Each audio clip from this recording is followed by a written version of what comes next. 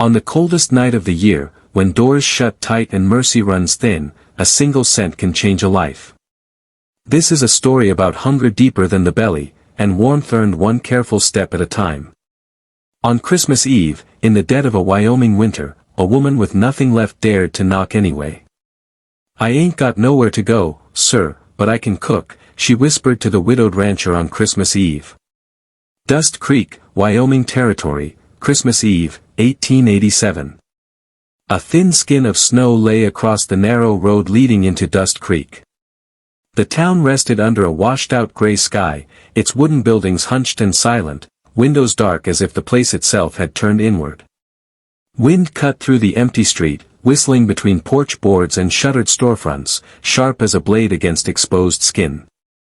Along that road walked a woman alone, head bowed beneath a fraying shawl, her coat far too thin for the cold that showed no mercy.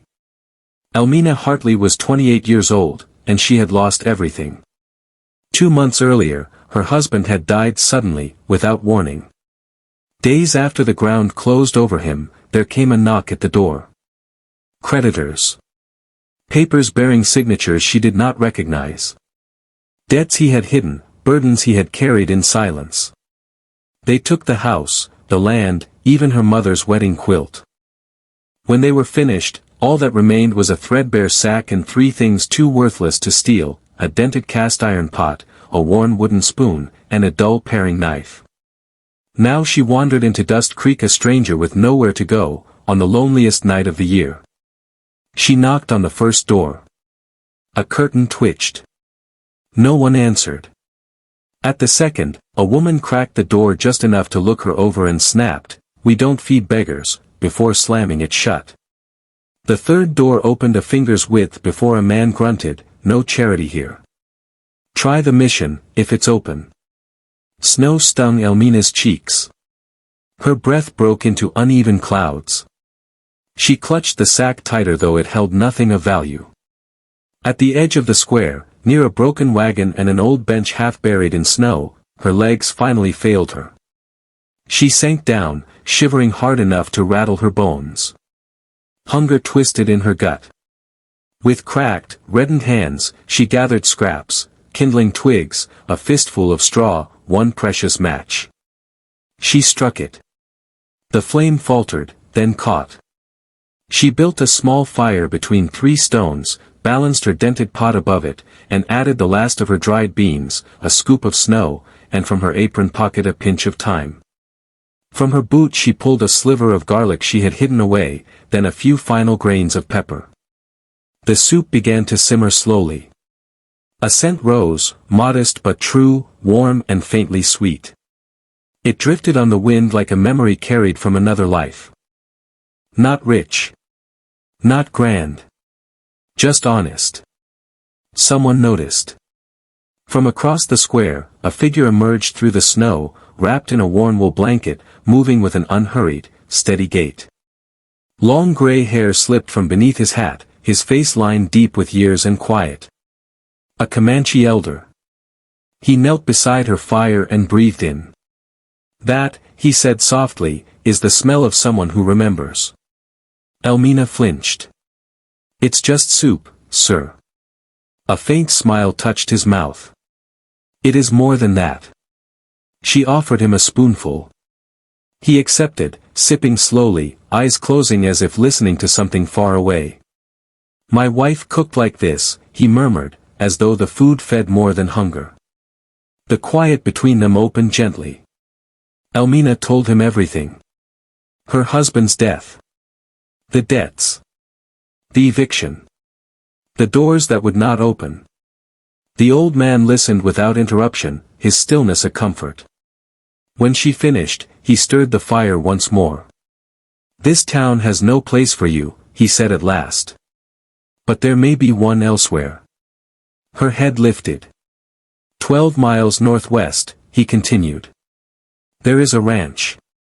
Red Hollow. The man who runs it, Caleb Rohr, lost his wife 5 winters ago. Since then, he has turned to stone. No one stays long. But you," he tapped his chest lightly, "you cook with memory. That may reach him." You think he'd let me work? I think his heart is not dead, the elder said. Only waiting. Not for hands. For soul. Snow swirled around them.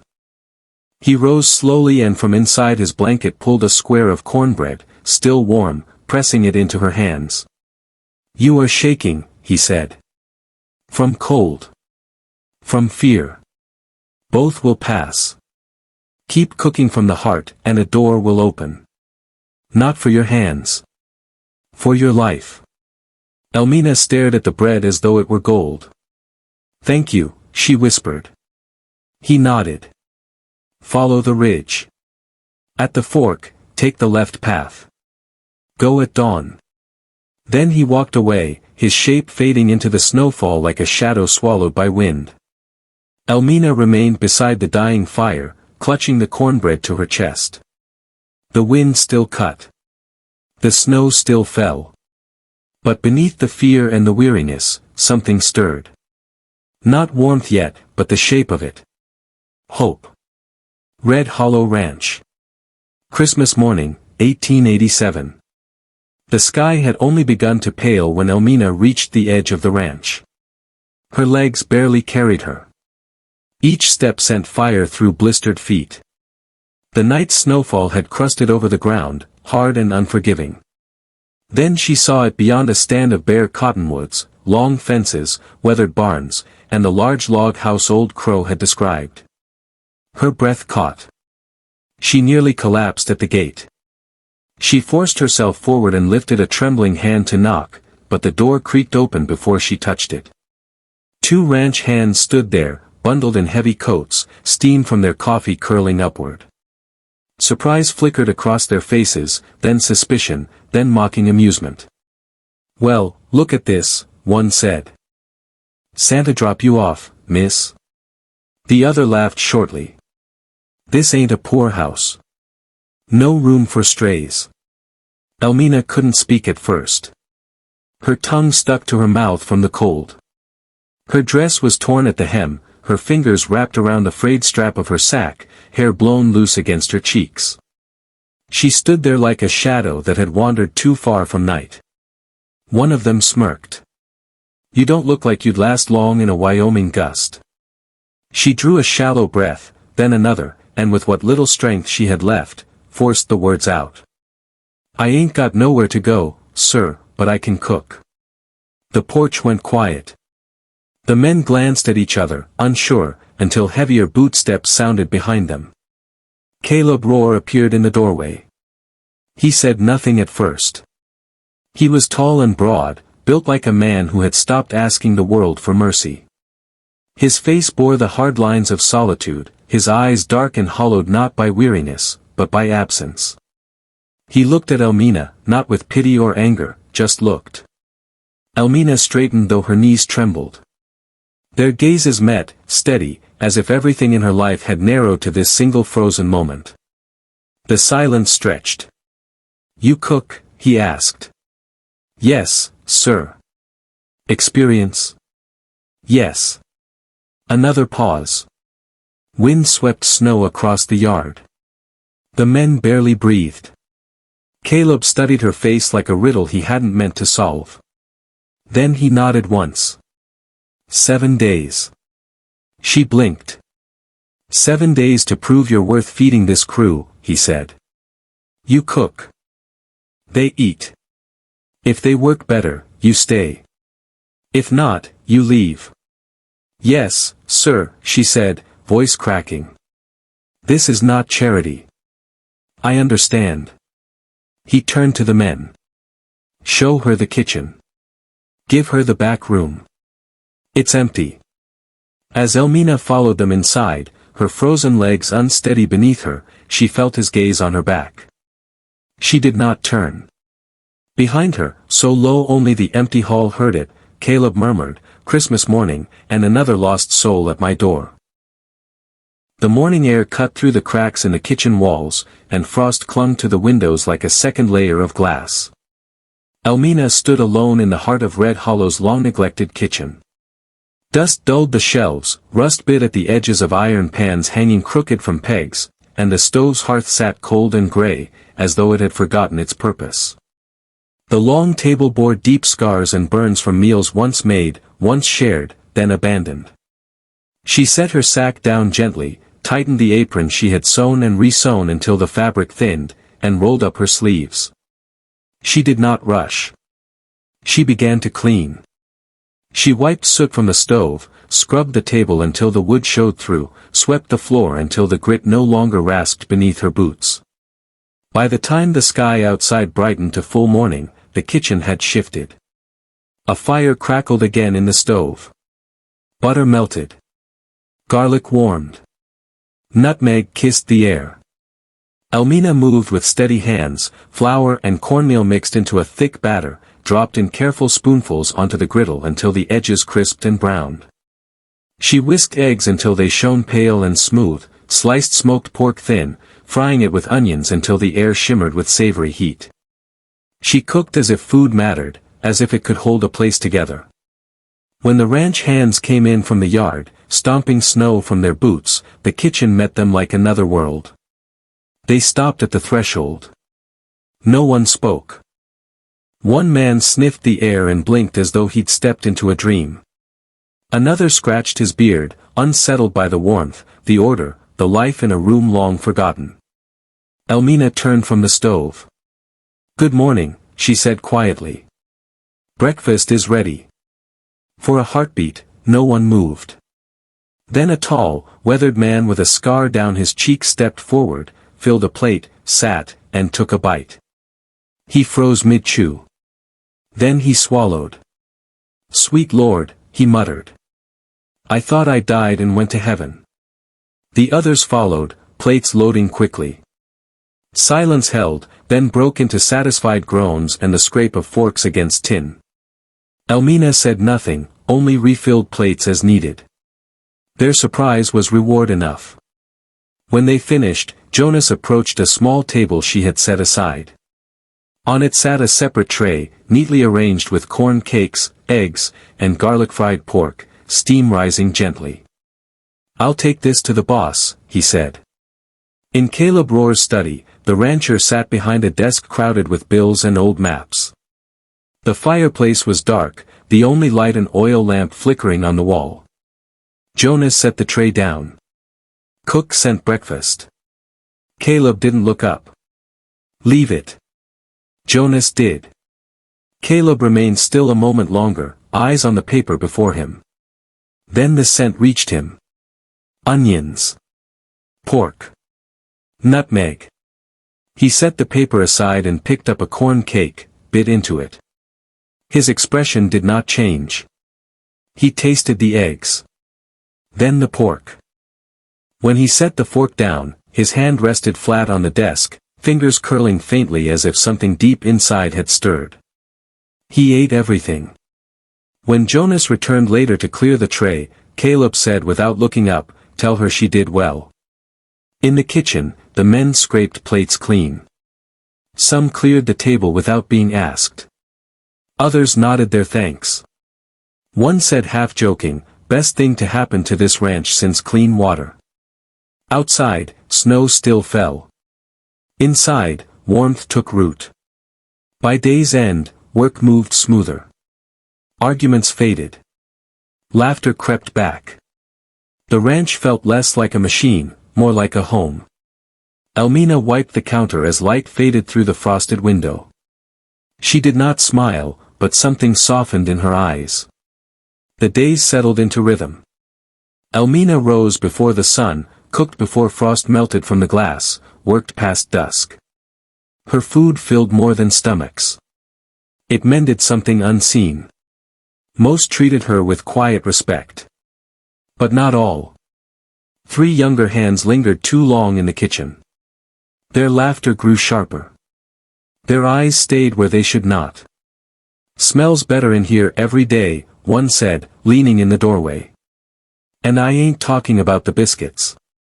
Another added, "Bet she's sweeter than that cornbread." The third laughed. "Wonder if she needs company in that little room of hers." Elmina kept her back turned, jaw tight, hands steady on the dough. The heat of the stove did nothing to ease the chill crawling up her spine. One morning, as she bent to lift a heavy pot, one stepped too close behind her. "A girl like you must get lonely at night," he murmured.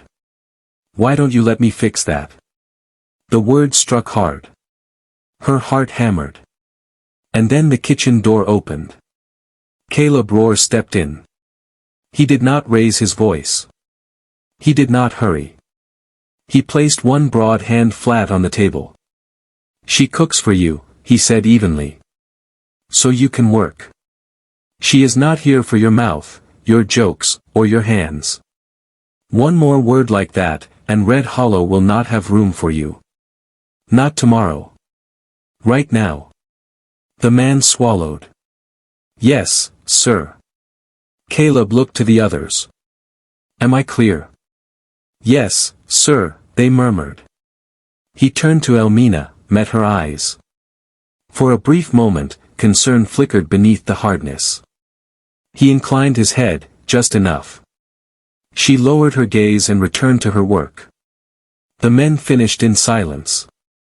When they left, one or two nodded, uncertain but respectful. Elmina brushed butter over biscuits. Her hands no longer shook. Something had shifted.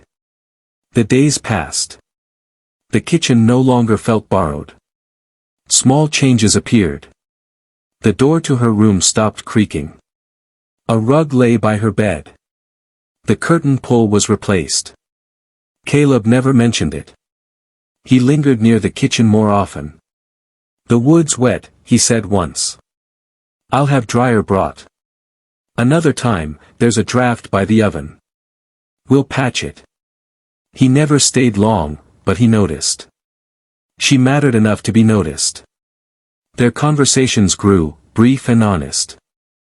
He spoke of absence. She spoke of loss. They did not look at each other when it hurt. Sometimes they talked of the West changing, of towns shrinking, of being useful in a world that forgot. "And yet," he said once, "here we are." It was not love. But it was something steady. The wind rose after nightfall, howling through the ridges. Jonas burst in. Roof lifting on the south cattle barn. Caleb grabbed his coat and stepped outside. The wind struck like a wall. He stopped. His hand gripped the doorframe. His eyes locked on the barn, swaying, groaning. He did not move. Elmina saw it then. Not fear. Memory. His wife, lost in a storm like this. So Elmina moved. She wrapped herself tight and ran into the blizzard. She shouted orders, tied ropes, steadied ladders. Her hands bled. The barn held. The cattle were saved. When it was done, she turned and saw Caleb standing in the doorway, snow-covered, eyes filled with something raw. "You froze," she said softly. "No one stays strong forever." He nodded once. Something in him cracked. Snow still clung to the porch roof when Caleb stood alone near the fence line, one gloved hand resting against the rough wood as he stared out across the white fields. The cattle were safe, the barn still standing, the danger past. Yet inside him, the storm had not eased. Elmina approached carrying a small pail of water for the horses, her steps careful on the packed snow. She stopped when she saw him there, rigid and distant, as though carved from the winter itself.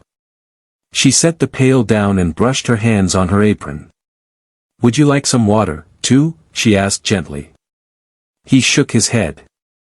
Silence settled between them, thick with everything neither had yet said. At last, he spoke, his voice low and strained. 5 winters ago, Caleb said, there was a storm like this. My wife insisted we move the horses to the main barn. I told her the wind would pass, that it was too dangerous. His jaw tightened. She went anyway. He swallowed.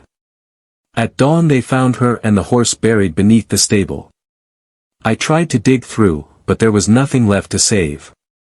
Snow drifted around them, the grief in his voice bare and unguarded. After that, he continued, I shut the doors, locked the windows, kept the ranch running, but not alive. I thought survival was enough. Elmina listened without interrupting. When he finished, she lifted the pail again and offered it, not as water, but as understanding. You carried that alone, she said. Loss doesn't make a man weak. It makes him tired. But even tired, a man can begin again. He glanced at her, surprised. You lost someone too, he said. She nodded. My husband wasn't cruel, just weak. He borrowed more than he could repay and hid it from me. When he died, the debts took everything. Even me. Her voice wavered, but her eyes did not. But I still know how to make something good from what's left. Caleb stepped closer. His hand rested on her forearm, gentle, uncertain, a man reaching after years of stillness. Since you came here, he murmured, this place smells like life again. He looked out over the ranch. I forgot Red Hollow could laugh. Thank you, he said. Elmina's breath caught. She said nothing, but her silence answered him. He reached into his coat and drew out a faded scarf, worn soft by time, and placed it in her hands. No explanation. Just trust. Snow fell quietly as healing began. Winter deepened, but Red Hollow no longer felt hollow. The months passed, and Elmina's place on the ranch grew sure. The men sought her advice as often as her meals. The kitchen became a gathering place, warm and alive. Caleb's presence softened. He listened more. He slept more. And slowly, laughter returned to the house. When spring came, the thaw revealed green beneath the snow, and with it, a gentler rhythm. They worked side by side when needed, spoke in glances when words felt heavy. Nothing was rushed. Nothing was forced. One evening, as the sun dipped low, Caleb stood in the doorway watching Elmina knead dough. You know, he said quietly, I stopped believing this place could change. She smiled faintly. Places change when people do. He nodded. The year turned again. Winter crept back over the hills, familiar but no longer cruel. On Christmas Eve, snow fell softly, kinder than the year before. The ranch hands gathered outside, singing off-key and laughing. Inside, candlelight warmed the long table. Elmina finished setting the dishes, her movements calm and certain. The door opened. Caleb stepped in, snow dusting his shoulders. He looked at her as if seeing her fully for the first time. The night you came, he said you had nowhere to go. He paused. If you still feel that way, Red Hollow could be that place. He held out a new scarf, deep red, chosen and given. Elmina's hands trembled as she accepted it. My road doesn't wander anymore, she whispered. He touched her hand lightly, a promise in the gesture. Around them, the ranch filled with warmth, food, and laughter. Elmina looked out the window at the falling snow and breathed in the peace she had earned. She was home. Snow drifted gently across Red Hollow Ranch as night settled in, soft and unhurried, the kind of snowfall that seemed to hush the world rather than punish it. One full year had passed since Elmina Hartley first stood on that porch, half frozen and trembling, her future narrowed to a single sentence spoken through cracked lips. Now the kitchen glowed with warmth and candlelight, every corner alive with purpose. The long table was laid with care, its surface scrubbed smooth and covered with a clean cloth she had stitched herself over quiet evenings. Roasted venison rested at the center, its skin browned and glistening. Baked apples sat nestled in their juices, spiced carrots steamed faintly, and fresh cornbread lay in woven baskets, still warm to the touch. A pie cooled on the windowsill, its crust golden and fragrant, cinnamon and sugar curling into the air and settling deep into the wood of the walls as if the house itself were breathing it in.